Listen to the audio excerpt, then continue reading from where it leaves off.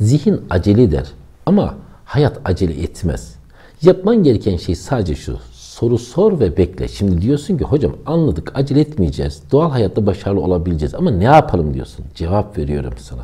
Soru sor, sabırla bekle. Dedin ki zengin olursam ne olur?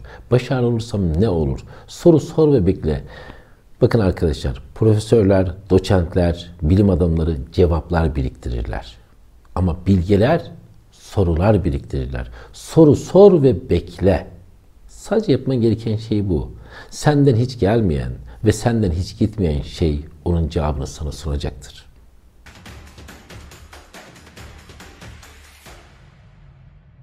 Arkadaşlar, ızdırap dediğimiz şey yaşamın tutarsızlıklarından kaynaklanmıyor. Dünyanın kahpeliğinden kaynaklanmıyor ızdırap dediğim şey. Bizim bilinçsizliğimizden kaynaklanıyor. Dünya dönüyor, dünya gelişiyor. Bizim zihnimiz, bilincimiz ayak uyduramıyorsa biz o zaman ızdırap yaşamaya başlıyoruz. Zihnimizi değiştirmemiz önemli. 2 tane şey varmış arkadaşlar, tapınak. Bu tapınakta da işte başlarında hocalar var ya, onlar hoca mı deniyor artık neyse. Yani bunlar cami değil bu tapınak dediğim yer. Bunların da kendi küçük çocukları var. Kendi küçük çocuklar, orada yetiştirdikleri çocuklar. Ama bu tapınakların başındaki kişiler, yani onların başındaki hocalar birbirlerine düşmanlarmış, rakiplermiş daha doğrusu. Dolayısıyla birbirleriyle konuşmuyorlar. Ama çocuklar saf oluyor ya, temiz oluyor, onlar birbirleriyle konuşuyorlar. Neyse, bu bir gün bu 2 tapınağın yanında çırakları karşılaşmışlar sokakta. Birisi diğerine sormuş, nereye gidiyorsun demiş. Diğeri demiş ki, ayağımın götürdüğü yere gidiyorum. Çocuk cevap verememiş, gelmiş hocasına demiş ki, hocam demiş, ben demiş diğer tapınağın işte oradaki çocuğa dedim ki, nereye gidiyorsun dedim. O dedi ki, ayağımın götürdüğü yere gidiyorum. Ona ne diyeyim demiş. Yarın bir daha karşılaşırsan ona de ki demiş, ayağın olmasaydı nereye giderdin diye sor demiş. Yarın karşılaşmışlar. Bu defa çocuğa yine sormuş, nereye gidiyorsun demiş. Çocuk da demiş ki, rüzgarın götürdüğü yere gidiyorum. Çocuk gene cevap verememiş. Gene hocasına gelmiş, demiş ki, hocam demiş, vallahi bu defa da rüzgarın götürdüğü yere gidiyorum dedi. Başka bir cevap bulamadım, gene yenildim demiş. Hocası demiş ki, vallahi senin yenilmen çok kötü demiş. Yarın da ona de ki demiş, rüzgar olmasa nereye giderdin diye sor demiş. Üste çıkman lazım demiş. Altta kalamazsın. Yarın çocuklar bir daha karşılaşmışlar arkadaşlar. Çocuk bu defa yine sormuş. Nereye gidiyorsun demiş. O demiş ki, pazara gidiyorum, domates alacağım demiş. Yani arkadaşlar cevaplar değişiyor. Devamlı cevaplar değişiyor. Biz zihnimiz aynı yerde kalıyoruz. 7 yaşında, 10 yaşında, 15 yaşında anne baba bize bir şeyler öğretmiş ve biz orada kaldık. Ve dünya dönüyor, dünya ilerliyor. Dünyayı okuyamıyorsak, dünyayla beraber değişemiyorsak, ortamlarla, durumlarla beraber esneklik gösteremiyorsak, uyum kuramıyorsak hayata, o zaman ızdırap var diyoruz. Uyumlu olabilmemiz lazım ve hayat okuyabilmemiz. Bunun için de neye ihtiyacımız var diyoruz? Sadece kendi zekana ihtiyaç var. Başkasının zekasıyla hareket etme şansın yok. Yani hani biliyorsun, yumurta içeriden kırılırsa hayat başlar, dışarıdan kırılırsa hayat biter ya. Bunun için sadece kendi zekanla bir hamle yapabilirsin. Adamın birisi arkadaşlar kör olmuş. Bu adamın da 8 çocuğu varmış. Buna demişler ki, senin gözlerini işte ameliyat ettirelim, yaptıralım. Adam demiş ki, ne gerek var demiş ya. Benim demiş 8 tane oğlum var. Bu 8 oğlumun 8 çift gözü var. 16. Ve demiş bu 8 oğlumun 8 tane karısı var. Onların da 16 gözü var. Ve bunları hep beraber yaşıyoruz. Gerek yok, göze ihtiyacım yok demiş. Ve bir türlü ikna edememişler arkadaşlar bu adamı. Ve bir gün evde yangın çıkmış. Herkes kaçmış. Adam yanmış. Kendi gözlerine ihtiyacım var. Bu hayatta başarılı olmak için, mutlu olmak için, huzurlu olmak için, ne istiyorsan bu hayattan onun iliğini emmek için, onu kendine getirmek için sadece kendi zekana ihtiyaç var. Yani uyanmaya ihtiyaç var. Zihin dediğimiz şey güzel dostlar, biliyorsunuz başkalarının bize verdiği emanetler, biliyorsunuz bize başkalarının verdiği elbiseler. Zihinsizliğe ihtiyacımız var. Başkalarının cevaplarıyla gitmemeye ihtiyacımız var. Kendi içimizden gelen cevaplara ihtiyacımız var. Kendi içimizden gelen seslere ihtiyacımız var. Allah'ın bize verdiği en güzel hediyelerden birisi iç ses. Ama dışarıdan gelen sesler o kadar çok ki biz o içimizden gelen sesi duyamaz olmuşuz. O iç sesi duyduğumuz zaman, bakın güzel dostlar, size hiçbir gözün görmediği, hiçbir kulağın duymadığı, hiçbir elin dokunamadığı, hiçbir dilin tatmadığı bir şeyden bahsetmek istiyorum. Biliyor musun bunun ne oldu? Bizim 5 duyu organımız var arkadaşlar ve 5 duyu organımız dışarıdan veri alır. Ve sen gözünü kapattığında, kulaklarını kapattığında, koku almadığında, yani 5 duyu organın dışarıdan veriyi kestiğinde bu defa içeriye yönelirsin. Bu defa içeriden ses duyarsın. Görüntüler içeriden gelmeye başlar. İşte o zaman gördüğün bu hayatın bir adım sonrasına geçmiş olursun. İşte o zaman kendi içindeki sese, kendi iç dünyana yöneldiğin zaman neyi mükemmel yapabileceğini görebilirsin. Yapabilirsin bunu. Günde 5 dakika, günde 2 dakika yapabilirsin. Bir yere geçip hiçbir şey yapmadan sadece nefesine odaklanarak iç dünyana yönelebilirsin. İşte o zaman gerçek seni görürsün. İşte o zaman uyanmış seni görürsün. Uyandığında, uyanmış sen olduğunda da hayatın kontrolünü zaten ele geçirirsin. Güzel dostlar, düşünceler, duygular gelir ve gider. Gerçek sana ait olan şey gelmez ve gitmez. Dostlarımız geldiğinde ne diyor arkadaşlar? Sıkıntılarından bahsediyor değil mi? Problemlerinden bahsediyor. Yani şöyle diyor, hocam diyor benim bir evim var. Evimin içinde de diyor işte bir dikenli diyor çalı büyüyor. Ve ben bu dikenli çaldan kurtulmak istiyorum. Yani hani öfkelerinden, problemlerinden bahsediyor. Sen de evine gidiyorsun o dikenli çaldan onu kurtarmak için.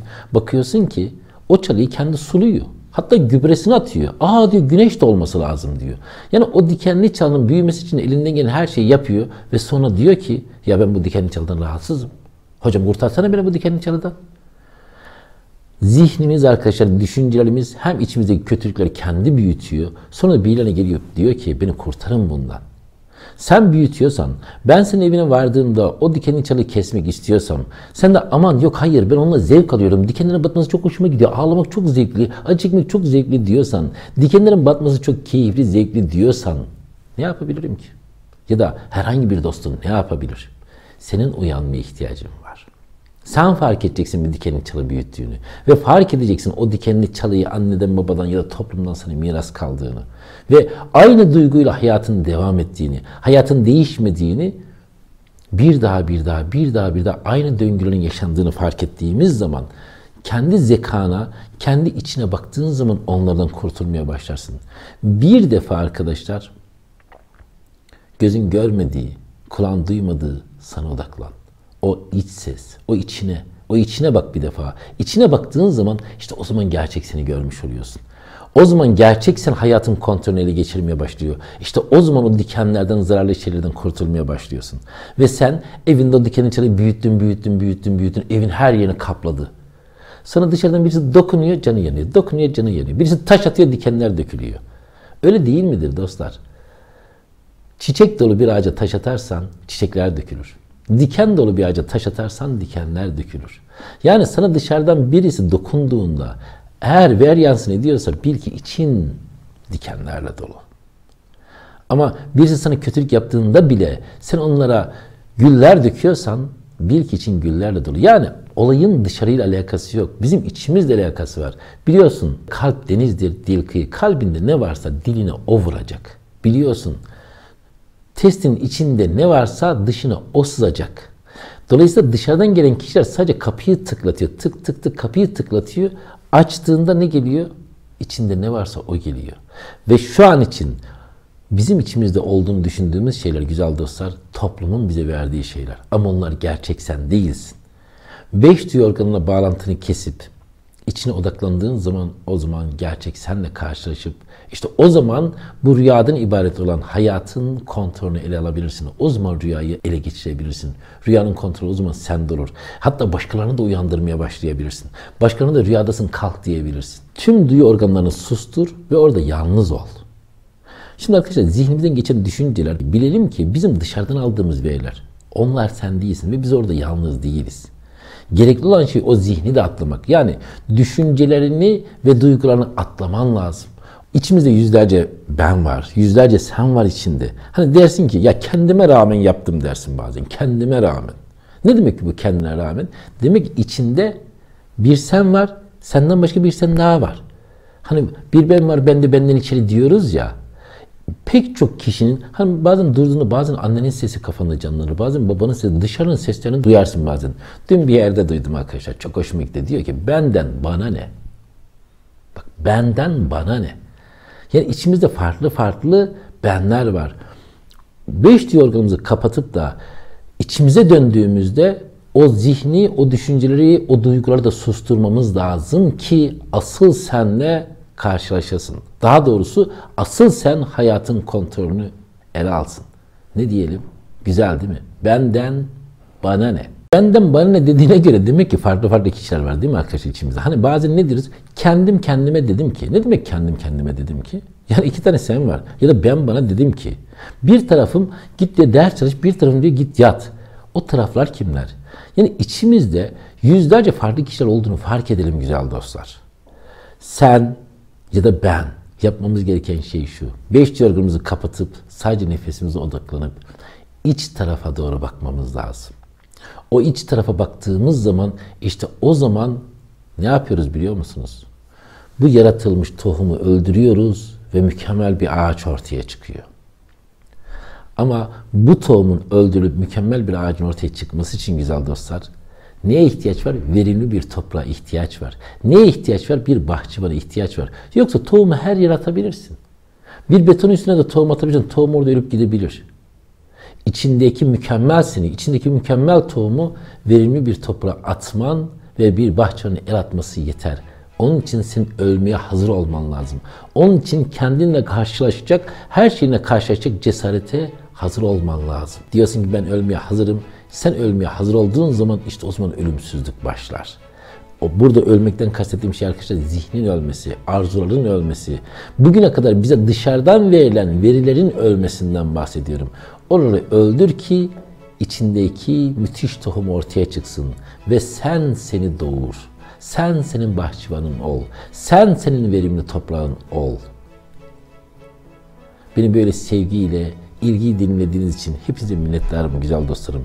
Lütfen sizlere olan saygımı kabul edin ve daima sevgiyle kalın güzel dostlarım. Hatta aşk ile, hatta tutku ile. Videomuzu beğenip beğen butonuna bastığınız için, bundan sonra gelecek olağanüstü videolar için abone ol butonuna bastığınız için ve bizi Facebook'tan, Twitter'dan, Instagram'dan takip ettiğiniz için sizlere minnettarım güzel dostlarım. Sevgiyle kalın. Hatta aşk ile kalın.